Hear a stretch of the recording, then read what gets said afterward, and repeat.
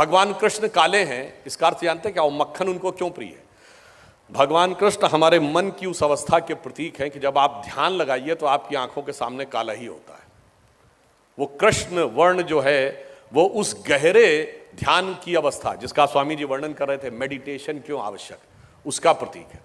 तो जब आपका मन जो है वो दूध की तरह है और संसार पानी की तरह है, दूध और पानी मिला देंगे तो सारा दूध पानी में मिलकर व्यर्थ हो जाएगा, परंतु यदि उस दूध को स्थिर कर लिया, मन को स्थिर किया, तो दूध स्थिर होकर क्या बनता? दही। और जब स्थिर होने के बाद उसका मंथन किया, दही को मथा, तो उसमें से क्या निकलता है? मक्खन। तो जब प्रवृत्तियों को अपने अंदर स्थिर करके, मन को स्थिर चित्त करके, प्रवृत्तियों का उन्नयन करके मंथन करते हैं, तो आपका मन उस अवस्था में आ जाता है जो नवनीत है, मक्खन है। अब मक्खन को पानी में डाल दीजिए, डिसॉल्व नहीं होता है। यानी अब आप मन की उस अवस्था में जाकर कर्म करिए तो निष्काम कर्म आप कर सकते हैं। इसीलिए भगवान कृष्ण को, और मैंने आपसे कहा वो हंडिया मिट्टी की क्यों है? क्योंकि वो मिट्टी शरीर का प्रतीक है।